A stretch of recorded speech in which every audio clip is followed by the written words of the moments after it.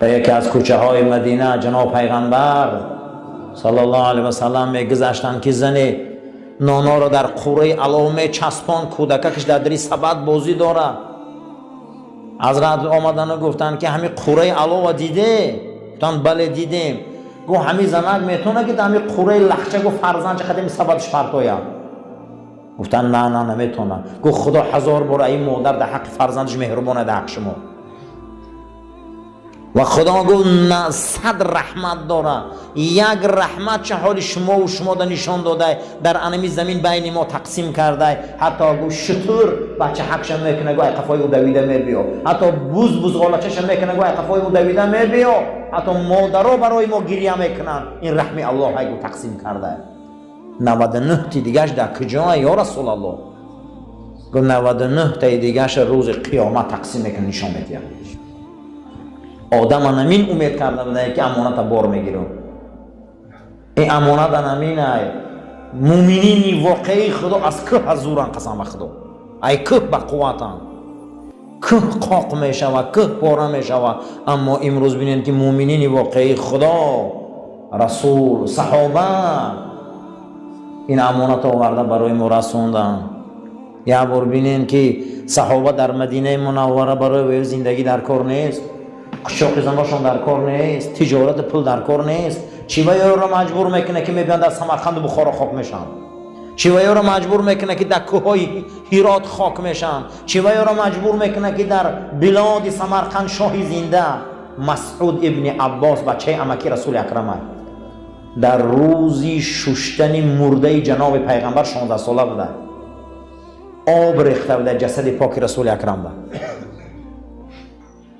در زمان خلافت اسلام از سمرقند زمین می بیاره و یک نماز بامداد میخوانه، همون غار در آمده میره و منطقه با نام شاه زنده دیگه باز نمیگرده. چی وای مجبور میکنه؟ این امانت الله، این امانت های برادران. پیامبر گوگن کسی یک ذره علم داره او را مردم در نمیفهمانه فردای قیامت لجامای جهنم در دهنش میزنن. این امانت باید گوی مردم در فهمن، برای که آسمان و زمین این کار کردن نمیتونه کاری مولا. این امانت های برادران. در یک روایت که رسول اکرم صلی الله علیه و سلم فرمودن میدان خائن کیه؟ میدان امانت خیانت کم کیه؟ گفتن که فرستاده خدا؟ گو ایما امرأتین، هر آن زنی که از خانهش میبره در بوی عطر او مردای نامحرم مست میشن، این زن زناکار شده، خیانت در عهد خدا کرده. قسم به خدا. این جناب پیغمبر گفتن که هر آن زنی از خانهش میبره در بوی عطر او دیگر مردا را حد میکنن، این زن عهد خدا در خیانت کرده. گفت این خائنه. این دین ماه خواهد چکار کنیم؟ این اسلام ماه. اسلام همشه گیریم یا یا بخش گیریم یا بخش پرتویم؟ این نمیشه آخی. منافق میشه آدم.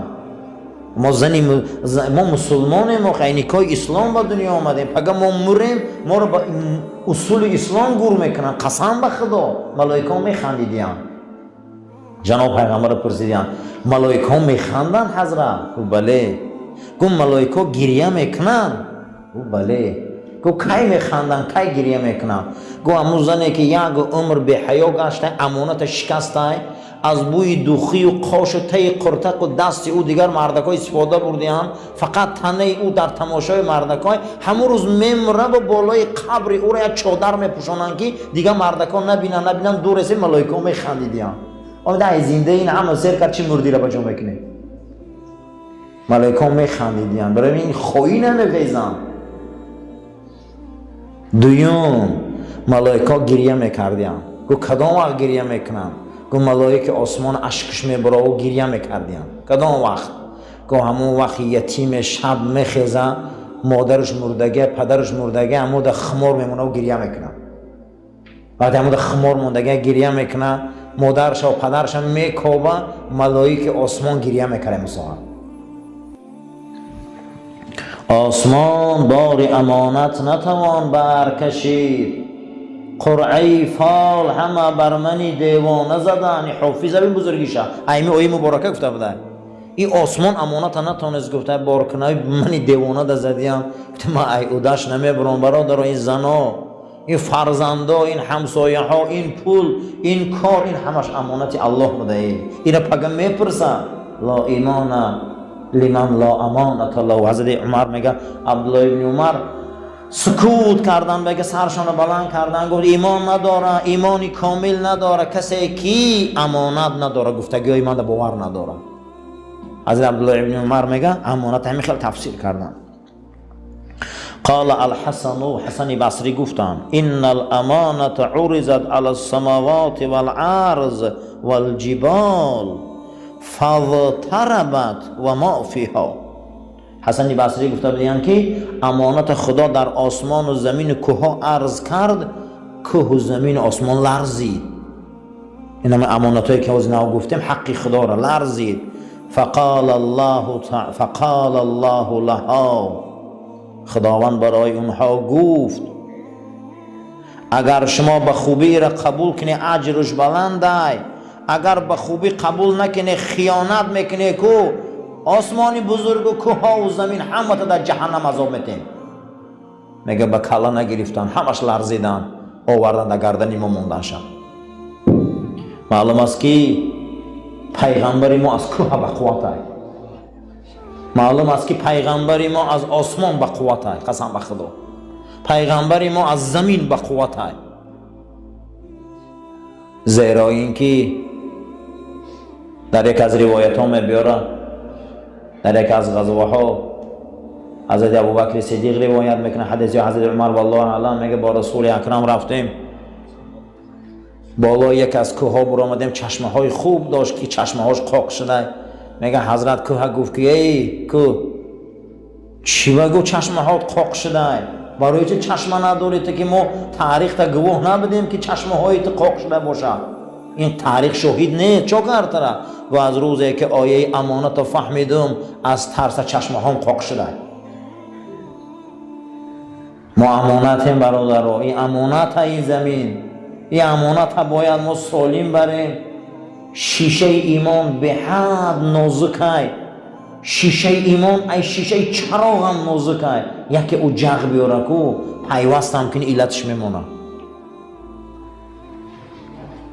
پروردگار گو آسمان و زمین که امانت قبول میکنی اگر خیانتش میکنی فقال از عذابی من شما ایمین نیسته. فقالت لا، گفتن نه نه نه ای سری ما گیر، ای سری ما گیر شما قبولش نمیکنیم. امام مجاهد گفتگی بود است که خداوند وقت آدم خلق برای او عرض کرد امانت، بعد از او خدا گفت قد تحملتها، حملش میکنی میبرداریشم. ولا يخفى ان عرض هذه الامانات على السماوات والارض والجبال عرض تخییر لا عرض الزام. نیادم تو نمیترسی سبوک نیست، آسمان قبول نکرد، زمین قبول نکرد این امانت نظام الهی را، کوها قبول نکردن. این شوخی نیست قبول میکنی، آدم گو قبولش میکنی. گو چی باوی را قبول میکنی منعش نمیکنی؟ گو برای که رحمتی تو کلانه امید دارم.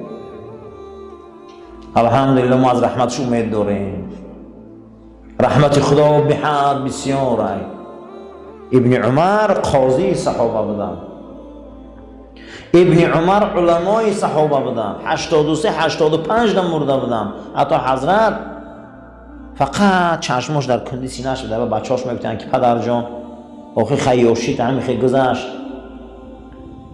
خاک پیر شده چشمات خیره شده. خاطی ما گاگا کوچه و بازار میبروی اگه چشمای هم خیرت کجا رو میبینی؟ آخه بلند که سرتا دیگه چشمات اگه خیره شده مقصد دیگه نمیبینی، آدم ها رو نمیشناسی. حالی هم همین چشمات در قفس سینه تا خیلی گم نداره، نظارت که تماشا کن. بچه هاشم میگفتن که ای فرزندانم اولادی بچه ها والله قسم به خدا من حرام در خوم دیدگی نیستم. اما خیلی شخصیت ها بودن. عبدالله ابن عمر میگه قسم به خدا من حرام در خوم ندیدم. بعد از اون میپرسیدن که در خانه‌ش هم زنکا به پیش میگذاشتن، سرش خم میگه کیه؟ میگفتن حضرت کلین تایوخی. میگه قسم به خدا من کلینو نمیشناسم. هم خیلی از زنگ احتیاط میکردیم. قسم به خدا میگم من کلینامو نمیشناسم. میگن که میگه زنی برادرات های. میگه والله من زنای برادر من نمیدونم. یکم مورد دیگه نیست روشونا. یعنی قسم میخورده که والله میگفته من در خوابم حرام ندیدم ولی بدوریش مایله. برای همین پیغمبر گفت که وقتی که من نباشم دعا رو روی ابن مسعود گیره، دعا رو روی از عمار ابن یاسیر گیره. هر اینها مردن، اینها گفتن بعد سری مال گذاشتن دعا رو روی از عبدالله ابن عمر گیره. حضرت میگه آسمانی صافی به ابر در چیله تابستان دعا میکردن باران میبارید. ما انسان هایی داریم که ابرا رو میبیاره باران میباره بالای ما برای که بدنامون ناپاکه، حلقامون ناپاکه، دیده هامون ناپاکه، بدنامون ناپاکه، دعای ما رو گوش نمیکنه خدا خی. برای همین در این عبدالله ابن عمر تاکید است که فرزندی آدم والفرج امانت اولاد امانت. قسم به خدا جواب میده اولاد. غیر زن دو اولاد رو در کسی دیگه صرف میکنی والله جواب میده. این امانت دفت خیانت کردی. والاذون امانتون، این گوشا امانت بده.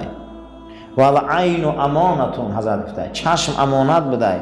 واللسان امانتون، زبان امانت بده. والبطن امانتون، شکم امانت بده. والید والرجل امانتون، دست و پاها امانت بده. بعد از اون میگه حضرت میگه سکوت کردن، گریه کردن. گفت پیغمبر فرمود لا ایمان لمن لا امانت له. کسی همین گفتگیای من احتیاط نمیکنه ایمانش کامل نیست. میگه پیغمبر همین گفت گفتن کسی امانت نداره و ایمانش کامل نیست. برادر کسی زبانش احتیاط نمیکنه فرق نداره. اسلام ما دین کامله. پیغمبر ما در روز حجت الوداع خستن بالای کوه برآمدن. وقتی بالای کوه بلند شدند که آیه مبارکه آمد که الیوم اکملت لکم دینکم، امروز دینی تو پره شده. برادر دینی ما دینی پره. دینی ما هیچ محل همشهرگی نداره. دینی ما همدهگی نداره. همدهه و همشهر گفتن مرد زن یک جایی میشن صحبت میکنن. دینی ما همصنفی نداره. دینی ما همکرسی نداره. نامحرمه. همکاری نداره. این شریعتی ما. کسی گفته اینا رو احتیاط نمیکنه و ایمانش کامل نیست. رسول اکرم صلی الله علیه و سلم فرمودند که خدا و ملائکه ها تمام بشر لعنت کند به همون مرد و زنی که خواب میروند و آبازی نمیکنند. اینا ملعونن، امانت خدا را خیانت کردند. برای همین برادرها هر چیزی که از غسل و جنابت میدونی نمیدونی سگی رو تعلیم ته. این غسل هم مکتبه. این غسل یک بسیار حرکت های کلانه. بسیار انسان ها باور کنی بچه های یاش نمیدونه این حرکت رولی. حضرت ابودردا گفته است که غسل الجنابت امانتون، یکی از امانت ها چی بوده؟ غسل جنابت، که آدم با زنش هم بستر میشه و یا او را شیطان مقصد دیگه در همون خواب فحشا مقصد جنوبش میکنه، او باید حتما به واسطه آب یا با واسطه چی؟ با واسطه خاک خودش چیکار کنه؟ پاک کنه. با خاک تیمم میکنی آب نباشه، با آب چیکار میکنی؟ از جنابت خودت تازه میکنی. و قال ابن عمر اول ما خلق الله من الانسان فرجه. عبدالله ابن عمر گفته است که اولین چیزی را که خدا برای انسان خلق کردگی بوده این آلتاش بوده. آلت مردینگی و آلت زنکیش اول خلق کرده خدا. و قال هذه امانتون، گفته بوده که فرزندی آدم این آلت ها امانت های. استودعتها فلا تلبسها الا بحق. این امانت منه. این تو امانت دار، این تو پنهان کن، این تو آشکار کن مگر به حق اسلام. و این حفظتها، اگر تو رو محافظت کردی احتیاطش کردی، حفظتو که من هم تو رو احتیاط میکنم. خدا گفته والفرج امانتون، آلت مردی و زنی امانت بده. کسی که اگر زنا کنه او دانه که امانت خیانت کرده. اولین گنجینه و عضوی که ابن عمر گفته بوده خدا برای انسان خلق کرده آلتش بده. این را مهر زده بوده که امانت های. اگر او را تو در غیر زنهای خود حلالی خود صرف میکنی حرام ده، فردا جواب میدی امانت خیانت کرده. هیچ کس حق نداره آبی منیش غیر زنش چکار کنه او را صرف کنه، حتی به دستم علما او را حرام میدونن، امانت خیانت کرده. عبدالله ابن مسعود گفته هی امانت الاموال کالوداع و غیرها، یکی از بخش امانت ودیعه های. ودیعه ده چی میدراید؟ داده گرفتی پول، داده گرفتی مال، تجارت، زراعت، چیزی هست نیست، پیش از مردن همه او را ادا کن، این ده امانت میدراید. یکی از امانت ها همین است که حتی که در این کتاب های فقها می بیارن، اگر گاو آوردن در ما دادن که امانت هیچ محل منفعت برده نمی شود. اگر گاو آوردن ما دادن که امانت گاو گساله کرد، شیری همو گاو ما می جوشیم برده در آب می ریزیم، حتی شیری همو را خورده نمیتونیم که خیانت میشه. اگر انسان ها را آورده در دست و چرا امانت دادن، یگان جای وی امانت نمی رسه. امانت نمینه که یک چرا امانت میتیم، امانت منفعت برده نمی شود، بیل امانت داد و پوبل کرده نمی شود. خانه را امانت داد که برای ما امانت داد، خانه را ما فقط نگاهش میکنیم. قسمتی از علما میگن خانه را امانت داد، ما میتونیم که در پیشتلانش در کلیدارش خور رویم، در دری خانهش خور رفته نمیتونیم که امانت داده خانه را. یکی از نشانه های منافق همینه که امانت چکار میکنن؟ خیانت میکنن. این ودیعه میگن، این وداعی ابن مسعود گفته یاد میدراید. برای همین امانت خدا را باید خیانت نکنیم. پیغمبر صلی الله علیه و سلم در زمانی که پیغمبر نبودن لقبشان چی ماندن در همون دوره؟ امین. محمد امین ماندن لقبشان. چی بود؟ حضرت امانتداری مردم بودن. حتی وقتی که از مکه به مدینه هجرت کردن، روی خط به حضرت علی دادن که علی مردم برای امانتش میگه امانت مردم بازگردان، تو وکیلی منی. برای همین در زمانی که پیغمبر نبود در امانت مردم خیانت نکرد، همون روز پیغمبر شد، همه باید ایمان آورد. ای روی چی پیغمبری ما در ایمان آوردگی بدیم؟ ای روی امانت داریش. برای همین در اینجا گفته است که مال داده گرفت اویلوی به امانت میتین ما باید امانت خیانت نکنیم. امانت منفعت برده نمی شود. کتابای فقها و دیگه بحثه. و روی انه فی کل الفرائض و اشدها امانت المال. حضرت ابن مسعود گفتیان که از همه وزبین ترین امانت این فرایض فرضه. کسی فرض خیانت کرده وزبین ترین امانت خیانت کرده. کسی نماز قضا میکنه وای بر حالش، کسی روزه میخوره وای بر حالش، دیده و دانسته. کسی حج ده حق دار رفتن ده بایگریش همش به حج میرسه نمیره و وای بر حالش. کسی که انا این فرض الهی را اگر گفته خیانت کنه و فرض الهی را پامال کنه، از هم خیانت وزبین گفته همینه. و امانت المال، بعد از گفته امانت مال که برای شما مال قرض امانت، قرض دیگر چه امانت میتین شما ده و ده خیانت میکنیم.